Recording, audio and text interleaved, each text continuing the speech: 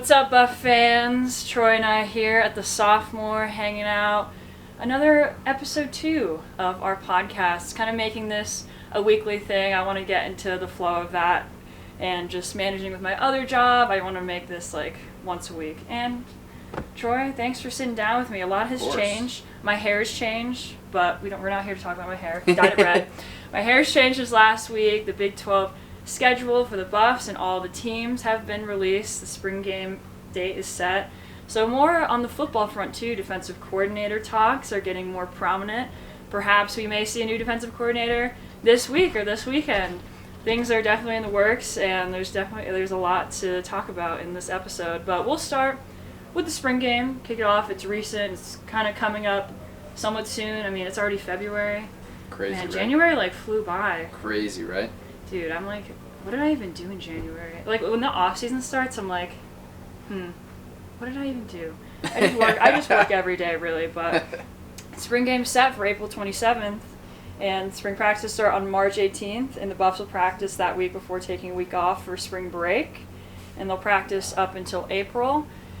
And yeah, spring is always such an interesting time, I think, at least for this team, because there's a variety of new faces that we're learning. There's, questions about like what this team's going to look like, the defensive coordinator, offensive coordinator, what they're going to install. Everything's kind of preliminary, and they just want to see, who's the hardest competitor within each position group, who's really stepping up. And they're still continuing with their military training, where they that's insane. Like Isn't that crazy? It's such a, I think, important thing to do, and something we haven't seen before. Like, they're working as a cohesive group, and like when they do the push-ups and like they're all stacked, like all their legs are stacked on top of each other, and they do the flutter kicks and all their arms are linked together. Like, that is leadership, teamwork, all the things you'd want to see within a team. I think it's establishing such good like practices and like morals. So definitely a good thing to see, and they're getting trained really hard right now. I said spring camp was going to be a war last week on the pod. I didn't mean like that, but hey, if it makes it better, then more power to them. Hopefully not freezing at the spring game this year either. Yeah, it was cold last year. I know, it's always classic Colorado. You get like nice weather. It was like nice leading up, and then it was like snow, but it wasn't like cold, but it was still like the snow was inconvenient. I'm interested to see if the NFL Buffs are going to come in and they're going to do like all the bouncy houses and the field house and make it like a big event again. Mm-hmm. Probably. Will ESPN come again? I would assume so. That hasn't been announced yet, I don't think. Yeah, I don't think so. I would assume that ESPN or ESPN2 or somebody will be here. Yeah, they'll want to... Somebody will show up. I know, with Coach Prime, definitely someone will want to show up and see what the Buffs are doing. There's always so much excitement around this team, so...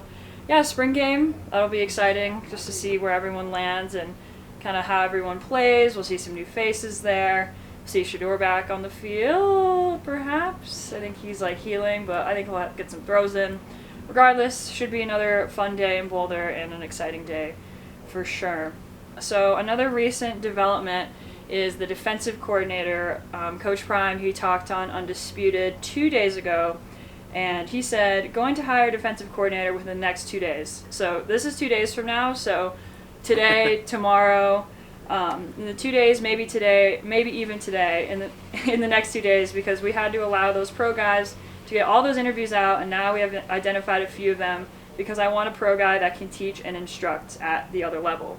Because he wants all these guys that they're coaching, their dreams are to get to the next level. So they're getting that NFL flavor and schemes, looks early. So we got Pat Shermer on the offensive side, and the defensive coordinator. I was looking at a tweet last night from Carl Reed. It was when Charles Kelly he left for Auburn, and let me pull it up here.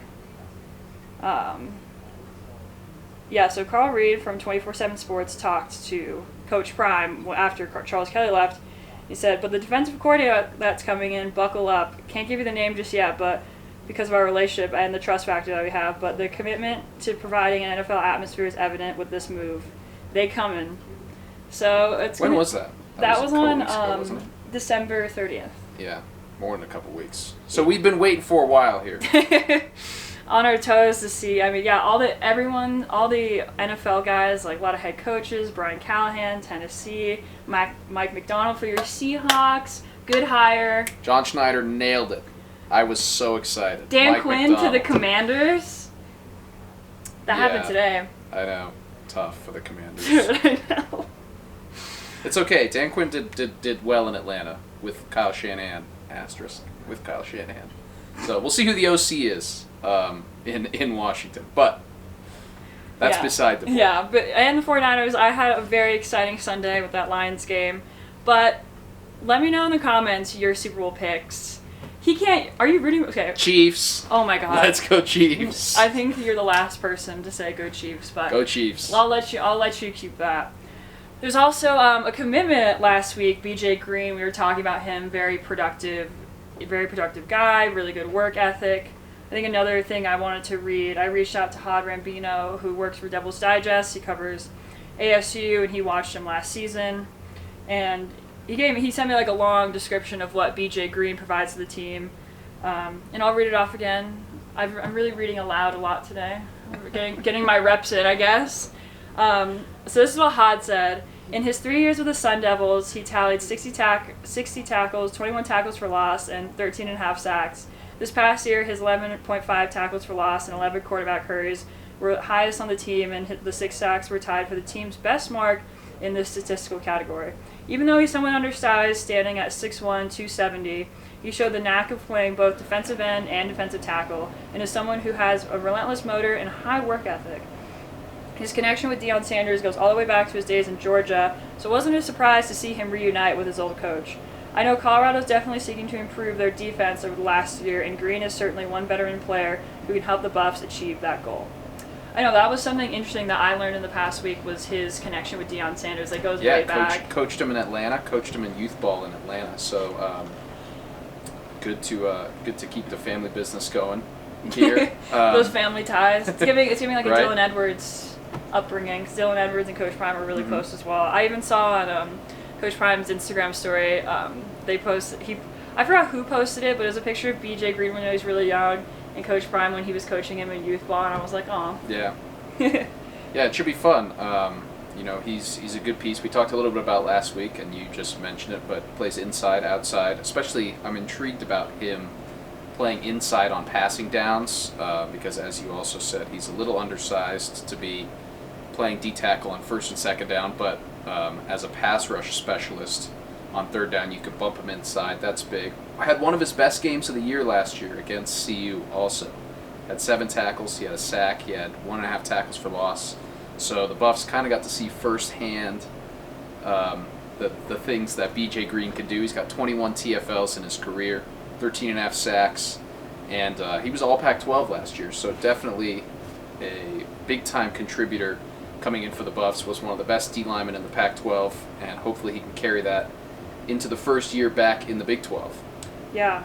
The Buffs currently have 84 scholarships filled. That means they have 1 left. I mean, they're pretty stacked in all position groups. I mean, I think if I were to see a new, someone coming in to fill a certain role, I don't know. I mean, running back looks good, wide receiver. I mean, maybe another tight end, but tight ends Tight end depth are hard to find. Tight end depth, and I think Deion said this on Undisputed yesterday. I wholeheartedly agree. They still need more linebackers. True. The DJ Lundy going back to Florida State was a big blow because that was going to be a big pickup for them.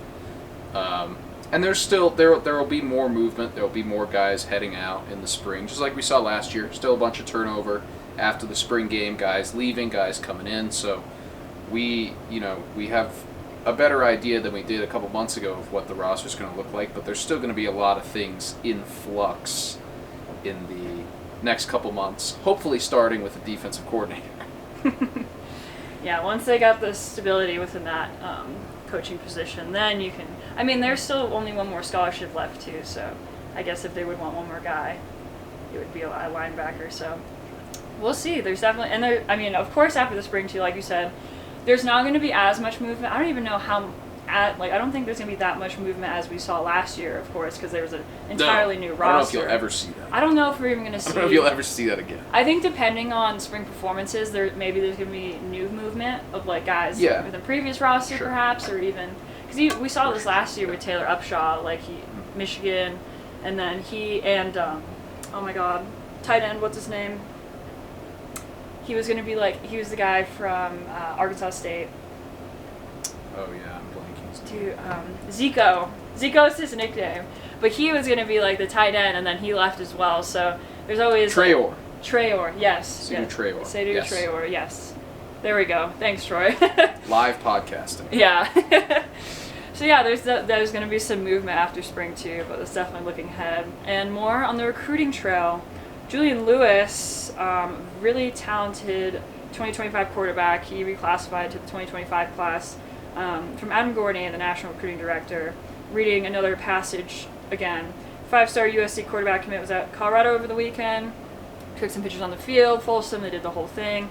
It's a stretch to believe Lewis will end up there. Some encouraging signs have emerged. The push from Coach Deion Sanders and his staff is that Lewis is their guy for 2025. Yeah. That offensive coordinator, Pat Shurmur, has NFL experience and that the scheme is going to have that QB. So Georgia is the main competition right now, and he is committed to USC. He's definitely exploring some options. 2025, I'm gonna be 25 in 2025. Wow. But I'm like, wow. Besides that, Julian Lewis, there's definitely some interest there with him coming to Colorado, and Adam Gordy also said they're gonna have another rankings release for the 2025 class. And Adam Gorney is going to strongly make a push to make Lewis the number one prospect in the class. So if the Buffs get Julian Lewis, he's going to be the number one prospect in the class, potentially, which would be a huge get, huge get for Colorado. So, yeah, there's that movement as well. Recruiting they're always recruiting. Would be a huge get. As of today, he's number 2 overall prospect. The number 1 quarterback, just above Bryce Underwood, who CU has also recruited. And you're right, it would be a massive get. He's a good athlete. He's a little slight, but as someone who's originally in the 2026 class, that's not as big of a deal. He's got time to kind of fill out his frame. But all the reviews on him, and I've watched a little bit, not a lot, but he's very polished for his age, getting through progressions, just a natural feel for the position.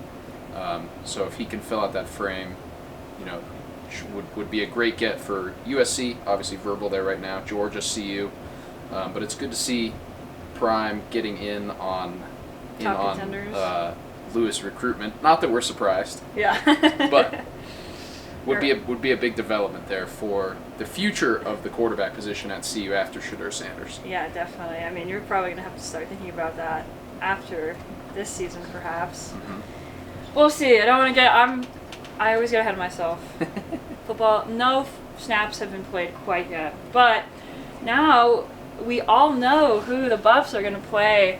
I mean, we already knew their opponents. We now know when they're going to play them, the home and away. And it's a new beginning. The Buffs are making the move from Pac-12 to the Big 12. There are many new faces. There's Utah, ASU, Arizona in the Big 12, a lot of Pac-12 faces coming over, and some rivalries that from the Pac-12 will be played against. We have Arizona, Kansas State. I'll go through the whole schedule first. So starting with North Dakota State, first home game of the season on August 31st. Don't sleep on North Dakota State. Don't do it. Don't do it. Don't do it. What? I mean, they were 11-4 last year. Did you ever watch one of their games? Yeah, I watched a couple of their games. FCS playoffs are some of my favorite. This is a sicko-y thing to say, but FCS playoffs rock. Great to watch. North Dakota State lost in the FCS semis to Montana in overtime with some interesting play calling towards the end of that game. But the big thing with North Dakota State, they just lost their coach, Matt Entz, who is the linebackers coach at USC now. So they will have a new coach, but they are 6-1 against the FBS since 2010. They're 6-1 against FBS opponents. They had won 6 in a row. They played Arizona 2 years ago, and they lost 31-28. But Off the top of my head, there was a win. They had a win over Iowa. They had a win over Kansas State. They had a win over Kansas, who was not as great in the early 2010s. But 6-1 against the FBS speaks for itself. So one of the truly top-tier FCS programs, and it's as much as the first game of the year can be a trap game, it's a potential trap game for CU with the trip to Lincoln coming the week after. Yeah, we don't want to sleep on the FCS programs. I mean, North Dakota State also has some championships under their belt as well. Like Plenty of them. Yeah, Trey Lance played there. He's the quarterback there. And I know because the 49ers roots here. I keep bringing it up. I'm so excited for this weekend. Actually, next weekend. But yeah, next game. Wait. It's great to have two rivalry weeks again against Nebraska and Colorado State. These are both away games, however, so it won't be as maybe Big Noon will probably come to the Nebraska game again. There'll be some big coverage there. Yeah, it could be. Two really improved teams. Nebraska obviously got Dylan Raiola in there, one of the top quarterbacks this year. He should compete for the starting job unless they get a transfer in. But as of now, I think he would be the projected starter there at quarterback.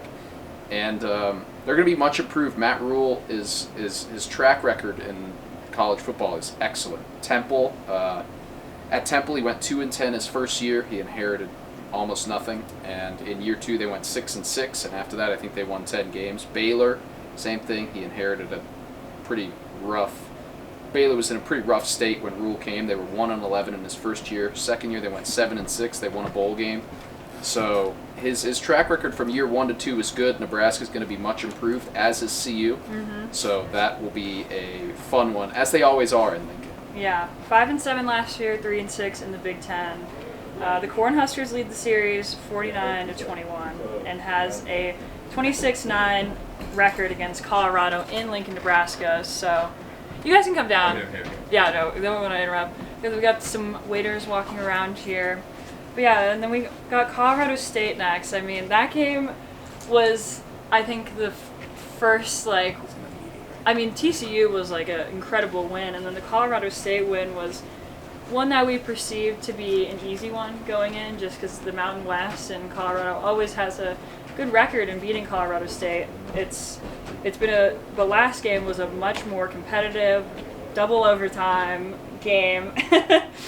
The 8 p.m. kick, we were up very late in the press box, and the game-ending play was Trevor Woods' interception. That was one of the most electric atmospheres. It was so fun, and with the storylines going in, it made it personal. The sunglasses, the hat, I do think there was a slight element of CU thinking that they were going to kind of show up and beat the brakes off CSU last year. I think this year they will be a little bit more ready to go, especially after all the stuff between Dion and Jay Norvell and Jay Norvell's wife and Shadur. Henry Blackburn. But Travis and him made up, so I think you can learn. I don't think that will be completely forgotten in the locker room. No. Even if him and Travis have made up. Yeah, there are definitely some strong opinions about that hit. Prime will have them ready for that trip up to Fort Collins. Yeah, that'll be. I've never been to Colorado State's stadium. Neither have Nebraska. I mean, we're all pretty new to this, but I'm excited to make those road trips because Nebraska's not that far away, and it's gotta be sweet. Yeah, it's just a new adventure into the Big 12. So the Buffs start conference play with Baylor on September 21st. Baylor was 3-9 last year, 2-7 in the Big 12. They'll face off for the first time since 2010. CU leads the series 9-7, holding 5-4 record in games played in Boulder. So the Buffs have an upper hand. But this was 13 years ago. So this is a completely new rosters on both sides, and a lot of this is I don't know too much about other than their record last year. I didn't really watch Baylor too much last year, but what the history of that program, they've always been pretty good. I mean, they've fallen off these last few years, but we'll see what they establish in this year moving forward. I'll have to do some research on Baylor. I have to do research on a lot of teams like Central Florida. That's the next game on September 28th. They were 6-7 last year. They went to a bowl game, 3-6 in the Big 12. It'll be the first ever meeting between the Knights and the Buffs. and it'll be CU's first game of the season against a bowl team. So the UCF Knights, I mean, those Florida teams are always, surprising, dynamic. You have direct recruiting to one of the best, some of the best talent in the country. So there's always some depth there. There's always unique situations, and Coach Prime, the Buffs, going to go back to Florida, get back to the crib, as they say. As Dion said the other day, get to go back to the crib. A lot of Florida guys on the roster too, so that'll be a fun homecoming for them. Overall, though, I think that's a pretty good way to kind of ease into the conference slate. Baylor and UCF, two pretty manageable games relative to the rest of the schedule, at least on paper. Baylor kind of had a tough year last year under Dave Aranda. UCF is in the beginning of the Gus Malzahn era. They struggled a bit last year as well. But overall, especially as we get into kind of the meat of this Big 12 schedule, that's a good it's a good opening 2 games for the Buffs. I think that they should be able to manage that. Yeah, next up, you go roll into October. Oh, wait, there's a bye week. There's 2 bye weeks. So then after the Central Florida game, the first bye week is on October 5th. And then after that bye week, they play Kansas State. This will be a fun stretch right here. I know, 2 bye weeks. These 2 games will be fun. I've never experienced 2 bye weeks, but that'll be good for both teams to reconvene. They're doing that because it's a 14 week season. It's extended. But Kansas State went to the Pop-Tart Bowl. I don't know what you guys remember the Pop-Tart Bowl, but it was one of the most exciting bowl games, I think. It was just because of the Pop-Tart and the virality of this exciting edible mascot. I did a lot of coverage for that for Yahoo. We were pushing the Pop-Tart Bowl hard. So I know that Kansas State won that bowl game, and they were eating the edible mascot. But 9-4 last year, 6-3 in the Big 12, and they finished number 19 in the AP poll. So this will be the Buffs' homecoming game. Very exciting. It'll be a really, I think a more serious opponent. This will be the game where it's if they can notch this. I mean, who knows where Kansas State's going to be at that time? Everything kind of changes, but they're looking at that team from last year. They're a solid team. They went that far. They went to won their bowl game. So they're good. They're a good squad. It'll be their first big challenge. I think Nebraska will be an interesting one too. But at home challenge, they'll have that on their side. They'll have the fans as well. And yeah, we'll see what Kansas State is packing. Yeah, a lot of midway through the season. A lot of people have Kansas State as the preseason favorites going into the Big 12 next year. If you haven't watched Avery Johnson, the quarterback, he was a true freshman last year. He played in that Pop-Tarts Bowl. He played a little bit throughout the season. He's awesome. Go watch him. He's great. He's going to be one of the best quarterbacks in the Big 12. Up there, of course, with Shadur Sanders, Noah Fafita, guys like that. A couple guys that we'll get to later. They're losing some guys to the draft, losing Cooper Beebe, losing Ben Sinnott, the tight end. But a lot of Chris Kleiman's doing a really nice job there, and they're I would be surprised if they're not close to the top of the Big 12. Yeah. And first Pac-12 opponent, the Buffs play Arizona on October 19. I mean, Arizona was such a surprise last year in what Judd Fish built. I mean, they were such a sturdy team. I think I don't know why I'm making this comparison, but remnants of the Lions and just their grit and the way they played, they were always viewed as underdogs, and just this team that wasn't known for, their skill sets, or at least just winning in that regard. And last year they 10-3 and 7-2 in the Pac-12. Of course, they beat the Buffs at home in a close game. I think they always found a way to win.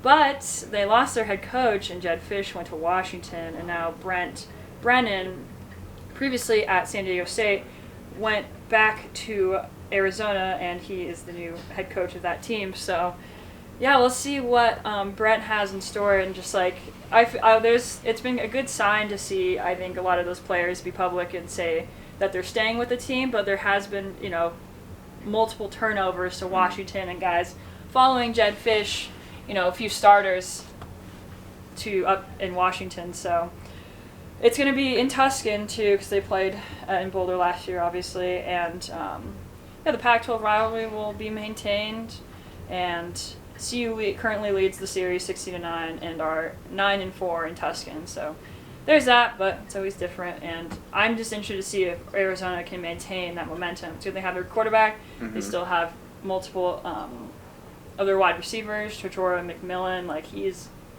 insane. Like, he's insane. So, yeah, there's retainment there, and there's also some turnover. And any notes on Arizona before?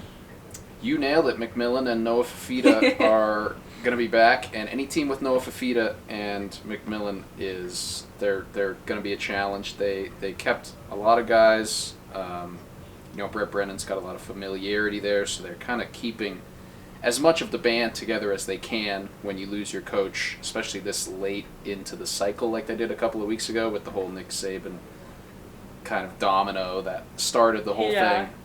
But as I said before, this 2-game stretch, Kansas State, Arizona, with Avery Johnson and Noah Fafita on the other side, going up against Shadur Sanders, some fun quarterback duels. Those 2 weeks for sure for the Buffs. Yeah, next game, Halloween game, not on Halloween, but close to Halloween, October 26th versus Cincinnati at home. It's family weekend. Family weekend's always a blast. Did your family always come up for family weekend? Neither did my family. My family. Last year they did.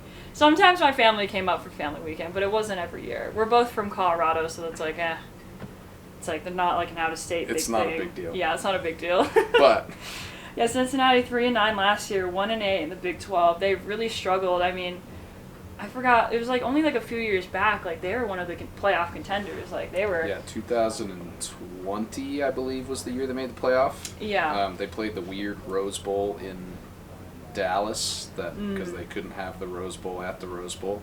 But you're right. They lost their coach from that, Luke Fickell. He's gone, and they struggled last year. Supposed to struggle again this year. So kind of. I liked the schedule when it came out because you get the 2 games against Baylor and UCF that are more manageable. Then you get the bye before K-State and Arizona, two teams that project to be towards the top of the league, and then you kind of get into another one of these stretches with a few on paper a few easier games. I don't want to say easier in February 1st, but and then we'll get to this final 3-game stretch in a minute, but that'll be a challenge as well. Yeah, I mean, they went to, prior to last season, they went to 5 consecutive bowl games. They were always a team that was contending for bowl games, and of course they made it to the playoffs. They've always been consistently good, and last year was a up and down season for them for sure. So, yeah.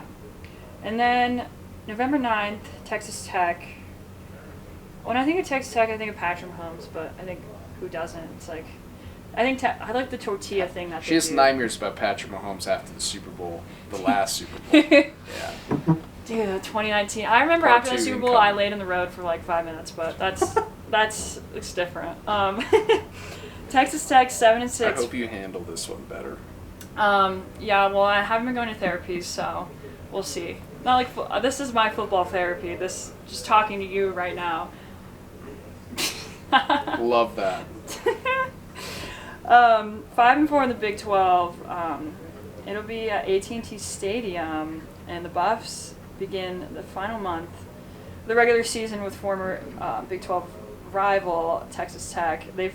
Colorado and Texas Tech have played 10 times and 7 in Big 12 matchups. And their most recent battle was in 2010, when the Red Raiders won 27-24. This is another team I got to look into a little bit more, learning about. It's a new landscape, but I think Texas Tech is. I don't know. I think is this bad to think that they're interchangeable with Texas A&M, at least recently? Is that Texas A&M is better than Texas Tech True. consistently? I think now. I just know Texas Tech is always everyone always shit talks them and the coaching changes and stuff. Yeah, they've been going through a lot of stuff, especially since Mahomes left, Cliff Kingsbury left. They've kind of been treading water since then. I'm expecting a little bit more of the same this year. Buff fans haven't seen CU against Texas Tech since almost all the way back in the Graham Harrell and Michael Crabtree days. Whoa, that's a name. I love the Graham Harrell, Michael Crabtree, Texas Tech Young Troy loved that. But another manageable game, I think, for CU if they improve like we expect them to. I think that this 2-game stretch of Cincinnati and Texas Tech, they should be okay as they gear up for the next matchup. Look at this segue. Utah. Oh, you just lobbed that to me. It was beautiful. It's like the Wade. Good old Utah. Kyle Whittingham and the run game. They are so good on the ground. They were 8-5 last year, 5-4 at the Pac-12, and they're playing back at Folsom. That trip to Utah though was like one of my favorites. Like it was such a sick stadium. Anyways. Yeah, Rice Eccles is awesome. Yeah, Great it's place. like the mountains are right there. You're just like surrounded by them. It's like a different vibe, definitely a different vibe from Boulder. But Utah has won 6 straight against Colorado and leads the series 34-32-3. And the Buffs and the Utes have played every season since 2011, so it's good to see that consistency within the matchup. I think Utah is always like they're such a, I think, under the radar team. You know, they're always there, they're always good, they're always winning. Usually, I think last year was 8-5. You know, you're above 500, so that's good. They're able to beat teams. They can find a way to beat teams. I mean, the USC game was was certainly a crazy matchup between Utah and USC. Like they're one of those teams that can really pull it out and find a way on offense, and you know their defense can definitely hold their own as well. So we'll see how Colorado responds to. I mean, at least November. This is like the final stretch. This is when like bowl games are talked about, and this might be one of those pivotal games where they have to win, and at least they'll be at home. Yeah, you know what you're getting with Utah. You're going to have to strap up the pads and go. It's going to be physical. It's going to be a war on the ground, in the trenches, on both sides. They're getting Cam Rising back. You mentioned they were 8-5. They were probably the most banged up team in the entire country last year. They lost so many guys to injury. They lost Jonah Ellis at the end of the season. Yeah. They lost Micah Bernard. They lost Cam Rising. And that is only barely scratching the surface of all of the injuries that they had. So I expect them to be one of the top teams in the Pac-12. I expect them to be, or in the Big 12. I'm getting used to it. I'll get used to it. I'm getting used to it too. I expect them to be near the top of the Big 12, and kind of like they were the 2 years. I mean, the last 2 years that Cam Rising was their quarterback, they won the Pac-12. So that's as long as he stays healthy. That'll be a war. How about in the this? trenches. Is he gonna be the? I think people are gonna hate me for saying this. Is he gonna be the new Michael Penix of the Big 12? No, system is different. True. He won't get to air it out like Michael Penix.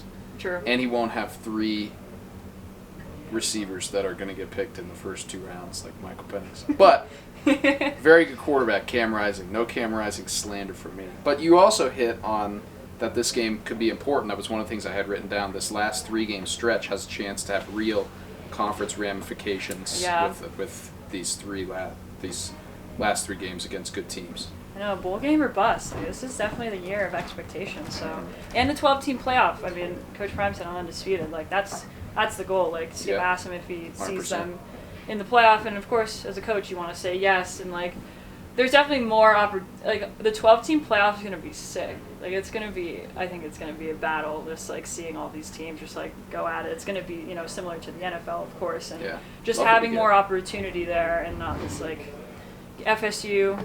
I don't want to get into that, but love that we get there's so many storylines. Love that we get on-campus playoff games too. That'll be fun. Yeah, it's gonna be awesome. And last 2 games. Yeah, last 2 games. We'll get through these. Kansas at Arrowhead. Troy, you better come with me.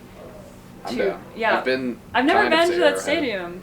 I've been to the Kansas City Royals Stadium, which is right next to it. Yeah, I've been to Kansas City. It's an awesome city. There's like barbecue, good architecture. It's beautiful there.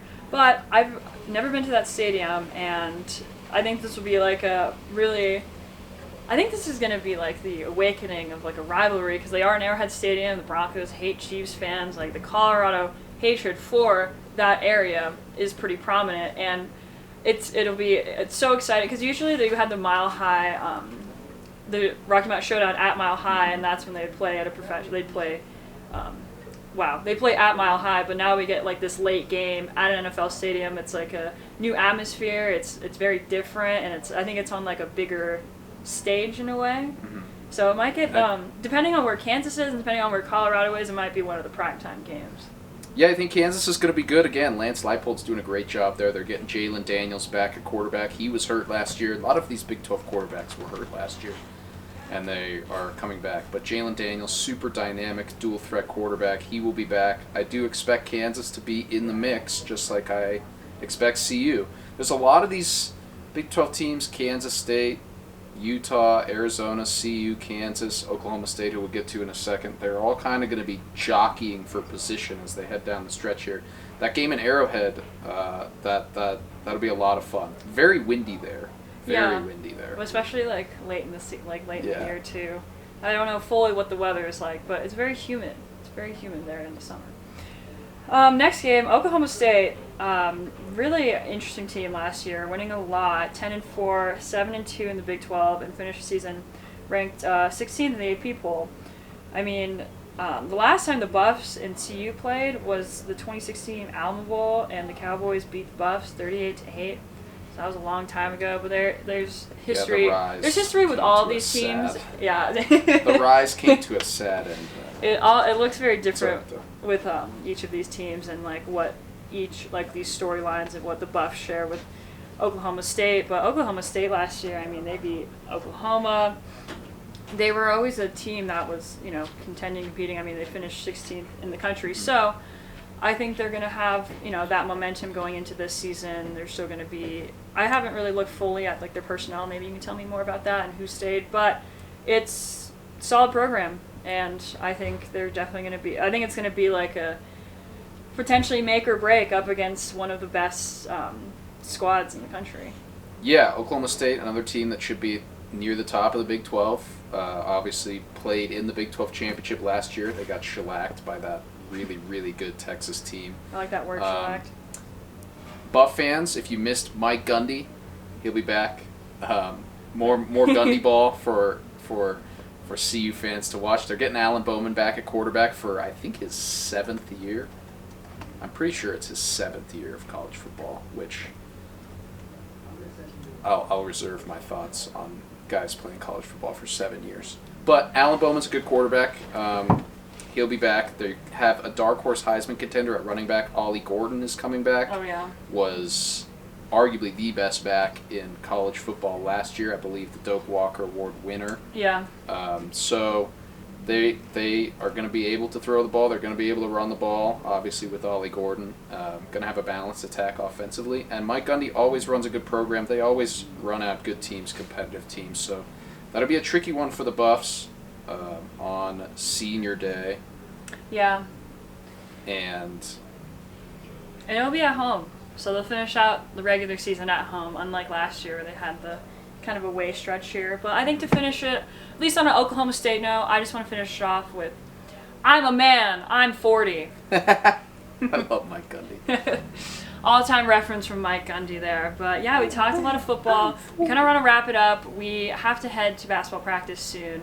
But on the men's side, they're 15-6. They won against Washington. Really exciting game there. They lost against Washington State. They weren't too productive. They weren't moving the ball that well against Washington State. You can kind of get more into that. And then they head to Utah on February 3rd, so this Saturday, and they play Utah at 3 p.m. The Lost and Levering revenge game. I'm not giving it that title, but I'm just saying that for the fun of it. Kind of break down the Washington State games really quick. What'd you see? I would love Tad's thoughts on calling it the Lost and Levering revenge game. I would love to hear Tad quote about that. Yeah, you kind of thought against Washington that the road woes were kind of coming along. They played great offensively, scored a ton of points, and then Washington State, they kind of fell flat. I mean, they shot the ball poorly, they rebounded the ball poorly, and Washington State made a ton of plays in the second half to kind of always kind of kept their nose in front. CU there was a lot of like 4 to 6 point runs. CU would kind of get it back to 2 points, and then Washington State would hit a couple buckets to kind of stay out in front. But I'm going to say it now. This game on Saturday, it's the biggest game of the season. Biggest game of the season for CU. They have to win. They're right on the bubble. Utah is not right on the bubble. They're a little bit above. I think I looked at Bracket Matrix this morning. They were like a 7 seed towards the bottom half. CU is right square on the bubble. It's a really strong bubble season. Just in general, I feel like the teams on the bubble have pretty strong resumes all around, and all these bubble teams are picking up good wins. Florida is right around where CU is. They won at Kentucky last night. Boise State won at New Mexico last night, which anyone who follows Mountain West hoops, you know how hard it is to win in the pit, and Boise State got a great win there last night. Nebraska's got a big chance to boost their resume against Wisconsin tonight at home, and CU's non-conference is not really helping them out with the bubble conversation right now. Miami is kind of middling, so that win has kind of lost some steam. CSU has dropped a couple of games that are some surprising losses for CSU. They blew a game against Wyoming last week where they were up by 11 or 12 points in the They beat last San Diego minute. State. They did. No, the Mountain West is battles. They're fun over there. I love Mountain West. Mountain West is one of my all-time favorite basketball conferences. This year's Mountain West. They're great. And so those wins, although the Richmond hasn't lost in conference yet. So that win is picking up some steam. It's carrying a lot of water for the CU resume. They are playing some really good basketball. But that biggest game of the season. Yeah. That's where I was going. Biggest game of the season. They need more quality road wins. It would be a quad 1 win on the road at Utah, and head to head, if they end up in similar spot, that's a big deal. So big game for CU on Saturday. Got to pick up a win. Got to keep pace in the conference too. They're still not that far off of first place in the Pac-12. Yeah. So trying to keep pace there as well. But yeah, should be fun on Saturday. It'll be a good basketball game. Cool. Thank you, Troy. And then we're going to dish it off to him again for women's basketball. They're 17-3. They lost against number 25, Oregon State. I just envisioned that matchup more. I think, CU, of course, had the upper hand because they were ranked number 3 at the time. Oregon State really kind of snuck up on them, right, in that matchup. And now they moved down three spots to number 6. Tell us about the Oregon road trip. Won against Oregon, lost against Oregon State. Yeah, Oregon State's good, though. It's not we talked a lot about the Pac-12 and how strong that league is this year. Oregon State, another ranked team, same record now, I think 17-3, I believe. But CU's going to be just fine. They responded well on Sunday. They held Oregon to just 11 points in the first half. Oregon didn't make a single field goal in the second quarter of that game. They made 3 free throws in the second quarter. They didn't make a single. I don't remember the exact shooting numbers, but they didn't make a single field goal in the second quarter. They're still just one game. CU is still just one game behind Stanford in the conference, so still trying to keep pace this weekend against the Washington schools. They're a game ahead of Oregon State with the rematch coming next weekend at home on Super Bowl Sunday. But the one tomorrow night is the big one, at Washington State. They've been looking forward to it. I asked J.R. Payne and Frida Foreman yesterday. Washington State knocked CU out in the Pac-12 semis last year in Vegas, and I asked if that was on their minds at all. And they said no, but they also kind of twinged a little bit when I asked the question. So they did say it a little bit. There's a little element of that, but they're very present. They're very focused. Yeah. It's one of the perks of having a veteran team. Washington State also just lost their best player, Charlize Ledger-Walker, to a knee injury, season ending. So tough. That's so tough. Yeah, hoping that she recovers quickly and that it's not that serious, so that she can get ready to potentially head to the WNBA. But J.R. Payne did say that Washington State's expecting one of their other guards, Estera Tuhina, back. She's missed the last, I think, 6 or 7 games. Okay. So it was kind of like you lose one, you get one back. So yeah. They, but after that Pac-12 semifinal loss last season, I expect JR to have them ready tomorrow night. Yeah. Washington State really surprised everyone last year, winning the Pac-12 championship. They beat Stanford, they just had their run there. It's Washington State. They won at UCLA last weekend, too. And Washington won at USC on the same day. So, damn. No rollovers in the Pac-12. Those teams are playing with some confidence right now. You got to stay locked in. I was going to say we have to stay locked in, too. We do have to stay locked in. I'm locked in. Always stay locked in. Yeah, we're always staying locked in. We're locked in on who's going to be the defensive coordinator. And that news there, I think, we're expecting an NFL guy. I mean, I think that's what's been denoted. So getting some NFL instruction there. It's been an interesting week, Big 12 schedule. And, we're just going to wrap it up. We got to head to basketball. Thank you guys for tuning in to episode 2. We'll be back next week with another installment of the CU Sports Report podcast. I hope you enjoyed Troy's expert analysis and my new hair color. Thanks, guys. Bye.